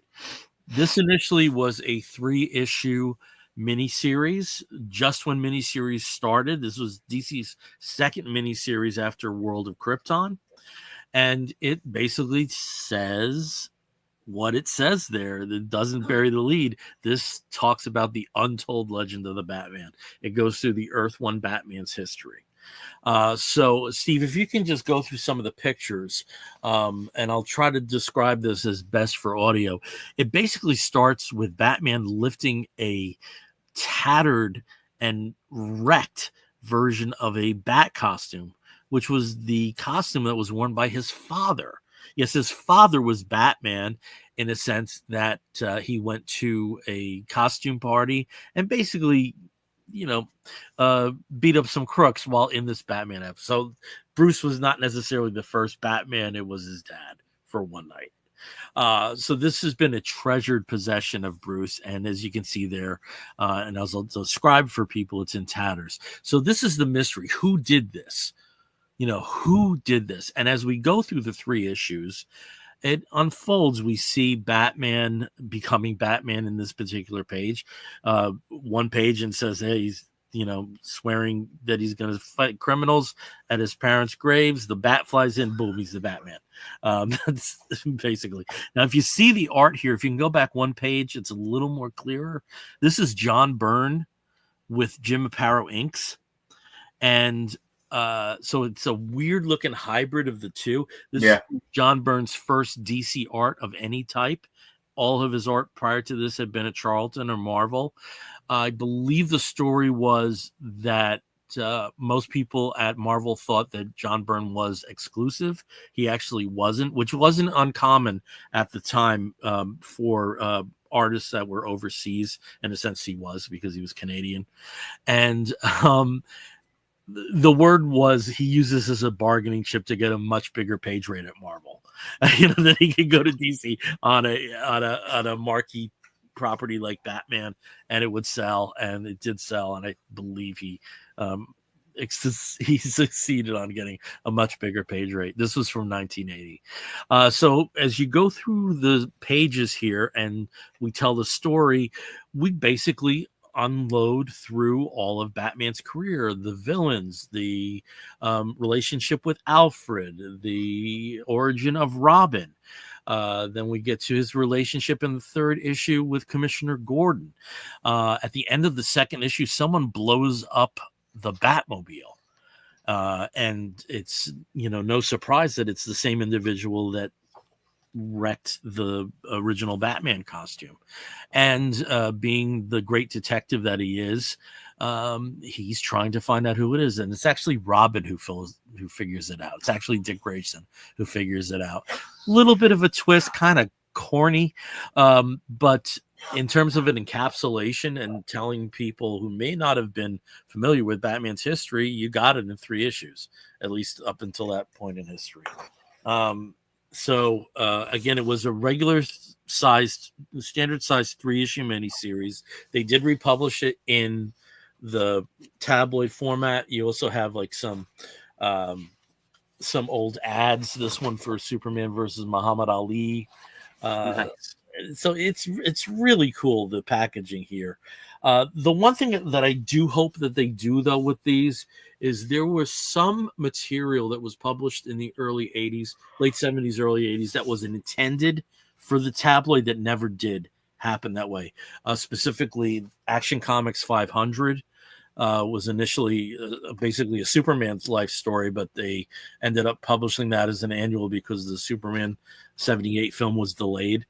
And then there also is a Justice League story, which was told over 3 issues of Justice League of America, which initially was intended for the tabloid format in terms of news stories. So I do hope DC gets to that. But if they do go through some of those other early miniseries that are all like 3 to 4 issues, I'd love to see World of Krypton and Secrets of the Legion of Superheroes in this format. I'd really love to see that, because they are difficult. They're difficult to find a home for them, Yeah. No, seriously, because they're all like 3 to 4 issues, and unless they're combining with another miniseries, right, it's tough. And the early ones they're kind of ideal for republication in this format. I hope they do that. Right. Cool. Yeah, I saw that at my comic shop, and I was like, what is this thing? It's huge. Why? What facsimile is this? But yeah, I mean that, it's a pretty cool homage to to the tabloid era, I guess, the tabloid size era. Because when this came out, the tabloid era was dying. There were a few books that were still coming out. The Marvel DC crossovers were coming out. Mm-hmm. There's a Fortress of Solitude, the tie-ins with the Superman films, but it was kind of dead at that point. And even on Marvel, like most of them were Hulk tabloids, because he still had the presence on TV with the series. Yeah. So it's nice that and not crazy expensive. This was $12.99. There's another version. I think the version that you showed, Steve, has a $19.99 price tag, but that's like the embossed version. Oh yeah, maybe very even, pretty. Which may be the one that you encountered there. But yes. I was kind of ambivalent with these because I have them. I still have the majority of mine as a kid, or got replacement copies along the way. But something like this, I'm a sucker for it. So. Well, James just mentioned he just ran to my comic shop website, and the Batman tabloid is already out of stock. Oh, too bad. Sorry, James. Yeah. You're gonna have to do it the old-fashioned way and just sort of like dig through stores. But I will say though that the Batman with the Neil Adams art, which told the first Ra's al Ghul storyline, that tabloid, I believe that went to a second printing or is going to a second printing. So maybe that'll happen with this. But keep looking for James, and we'll look for it for you too. We're good at that. Okay, looking at the clock, I guess we got to start wrapping this episode up. And when we wrap an episode of the Comic Book Bears up, we have two segments. One where we show off our Geek Gets, our acquisitions over the last 2 weeks that may be geeky somehow in format. Steve, I'll start with you because we always see what one of yours is back there. So I do have there it is on the side. I do have this wonderful poster, but it is hard to see from this angle. But so I'm going to show you what that image is. It is Fantastic Four number 28 that came out towards the end of last year. I just thought it was absolutely beautiful, and getting the poster of it was wonderful. It's just a gorgeous image. A variant cover for Fantastic Four number 28. So. Yeah, in honor of the trailer that just dropped. Yeah, exactly. We could have talked about in news. We should have. Yeah, we could have, but we didn't. But you know what? It was the teaser trailer. It's not even the official trailer. It's a teaser trailer. And the day before, there was a teaser for the teaser. So, like, you know what? Let's just wait until the real trailer comes. It looks fantastic. The trailer looks fantastic. I'm very excited with what I saw. Yeah, it does look quite fantastic for a Fantastic Four movie. And I think between the Superman trailer and the Fantastic Four trailer, I think we're going to have a good summer. Oh, yeah. Oh, God, yeah. And Thunderbolts to start it off in May. I think that's going to be fun, too. I'm getting more excited for the humor that's being presented on it. Hopefully the movie actually lives up to, like, the funny bits that we've seen. And speaking of movies, we've got one coming up next week. Yeah. And our next show will likely be dedicated to it. That is our Valentine's Day date night. We are going to the theater to watch that movie. Yeah, Captain America at Brave New World, I believe, is the subtitle for that. I call it the Red Hulk movie. Yes, it is the Red Hulk movie. Han Solo is the Red Hulk. So my Geek Get. Okay, I don't have a lot. Actually, I got a book in that I had backed on Kickstarter. Very happy to get this in my hands. This is Water Racers by Mike Schwartz. Now, I am lucky in the fact that I get to claim Mike as a friend. We know him through the EOC community. This is a book that he drew, but he wrote the book with his kid, and which I think is really cool. So he did this on Kickstarter, so I backed it. Sends out this really nice little letter with each copy, talks about it and stuff. Just a really fun, I haven't read it yet, but really fun background to the story. Mike's a great guy, so I'm super excited about it. I love the cartooning style that he does here. It's going to be fun. So I don't know how to tell you how to get this if you want it, but Water Racers. If you didn't go back in time and kickstart it. There you go. Yeah. You have to know though that there's a lot of Kickstarters that still have options to buy. Sure, I'm not sure if this was. I don't know if it does or not. It looks like Yeah, just check out the Kickstarter because there may be some post campaign information. So, I almost was a Steve. I thought I had nothing to offer until I remembered that I did make a quick trip to one of my favorite record stores, Randy Now's Man Cave, and. If you've been following my own accounts on Facebook and Instagram, you know that I post every day. I post a single from my collection. And if you've been following those posts, you know that I have a shit ton of records that came out from Apple Records, the Beatles label from 1968 to 1975. Again, those are singles, but I have big holes in my album collection when it comes to Apple Records. So I'm trying to gradually fill those in, and I did that. So I did get the Elephant's Memory album, which was produced by John and Yoko. Elephant's Memory were a New York-based band who were basically aligned, even more than John was, with a lot of left-wing and yippie causes during that time period. So this was their album. They had albums before this, but this was their album that was on Apple. And then I also got the Brother album by Lon and Derek Van Eaton, brothers. I'm sorry, people who are listening to the audio version. You're missing a visual here. Yeah, it's certainly a visual. But I don't know what I'm looking at, but it's a visual. These were brothers who are from not too far from me, Trenton, New Jersey. Grew up there and garnered the attention of George Harrison, and they were signed to Apple. And unfortunately, they were signed at a time when Apple was kind of falling apart. And if you know Beatles lore, this was produced by Klaus Vorum, who was a figure in the Beatles' life since the Hamburg, Germany days. So 2 albums that I've never owned in any format before, and now have them as part of my Apple Records album collection. So those are my Geek Gets. Cool. Okay. That's so awesome. we're going to wrap this show up. And when we wrap an episode of the Comic Book Bears podcast up, we do so with our last segment, which we call the Woofs of the Week. In the bear community, if you find a fellow attractive, you woof at him. And we do something very similar to that.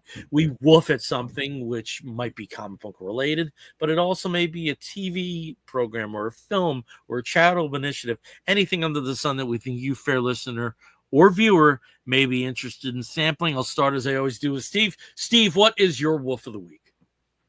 My woof of the week is the movie Companion. And oh my God, we saw this the other day. It is I guess you could kind of broadly say it's a horror movie, but more it's I'd say black comedy, sci-fi-ish flick. It's basically, and I'm not spoiling anything because it has been spoiled through the trailers and obviously the poster. It is about a woman who is actually an AI robot companion for the main character. Well, not even the main character, but for a man played by Jack Quaid. And they're invited to a remote lake house with several friends to spend a nice weekend alone. And it quickly goes off the rails. I love this movie. Loved it. It was hilarious in all the right parts.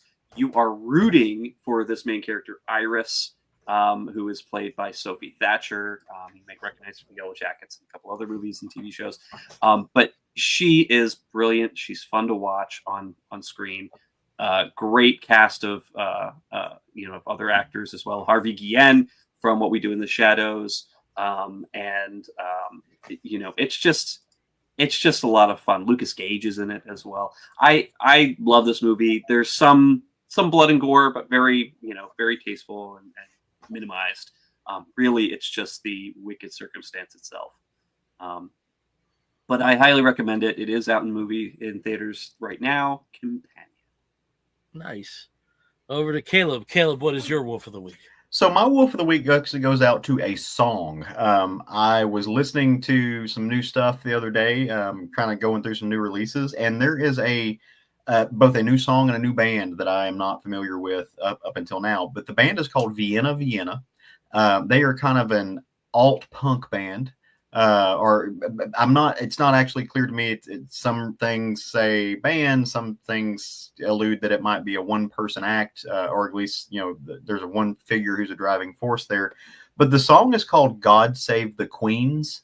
And it is kind of the perfect song for the moment. Bill, you and I have talked, and it's kind of the only, I don't even think you can call it a silver lining, but the only positive thing is that hopefully there's going to be some good, resistance music, some good punk rock, some, good hip hop stuff that comes out in the next couple of years. And if this is any indication, it's going to be. The whole song is essentially about, the trying to think of how to put it. The singer is queer, and some guy's trying to evangelize with him, and he's just pushing back, like he's just pushing the boundaries. The guy's like, "Do you know Jesus?" And he's like, "Well, yeah, I think I had him last night." So that's basically the whole. And the lyrics are like, "God save the queens and everyone in between," and stuff. So it's a very queer punk. I really like it. I immediately needed to go find this album. Unfortunately, it seems like Vienna doesn't do albums. They're just a bunch of singles that have dropped.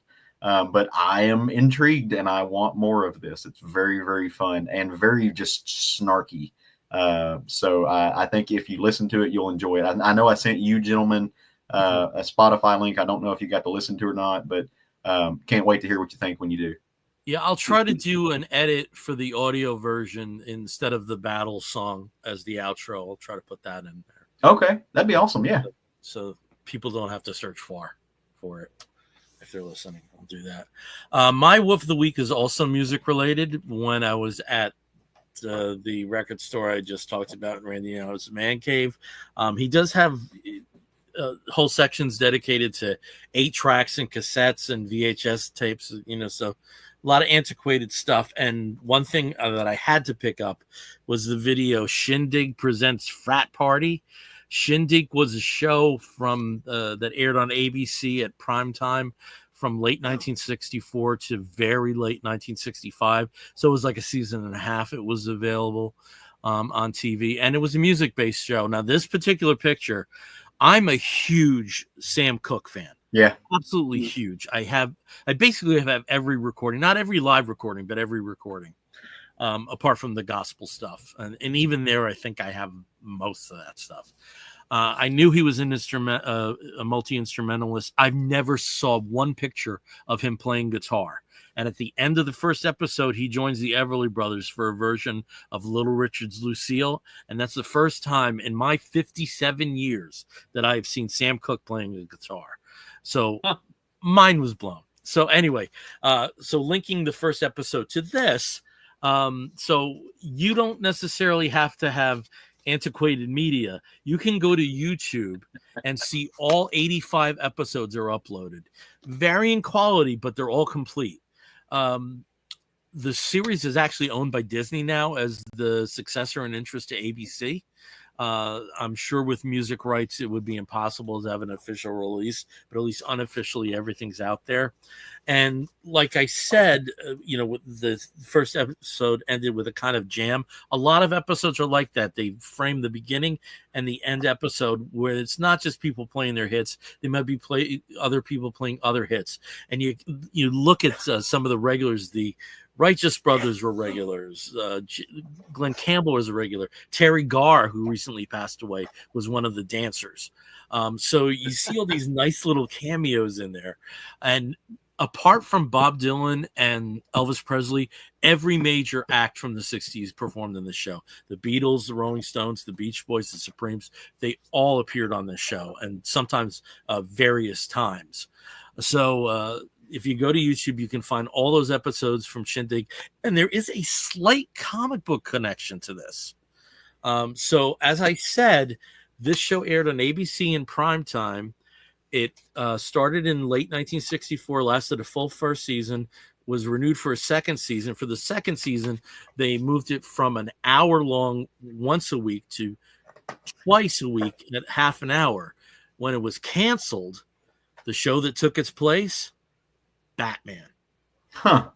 So tiny little comic book connection there. Interesting. But, if you go to the YouTube page, you'll see that there's at least one playlist that has all the episodes of Shindig and NBC's version, which was called Hullabaloo, which is a much superior show, but that's not my Woof. This Woof is Shindig. So there you go.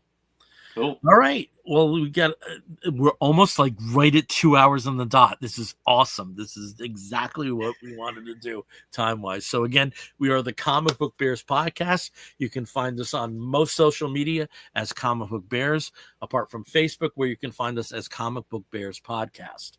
If you want to write to us, you can do so by sending an email to comicbookbears@gmail.com. If you joined us through Facebook Live, thank you. If you were watching us later on YouTube, thank you. Please like and subscribe. And we'll be back again in a fortnight. And again, the next time we're together, we'll be talking about a particular movie that involves a Red Hulk and Steve Rogers' successor as Captain America. And it's called Captain America Brave New World. We'll see that before the episode, and we'll also do our usual shtick of making some comic book recommendations involving some of those characters. So you have something to look forward to in 2 weeks. So until next time, I'm Billy Z. I'm Steve Morey. I'm Caleb Alexander McKenzie. If you're listening to the audio version, you're going to hear Woof and Explosion. We'll be back real soon. Take care, everyone. Bye, y'all. Bye.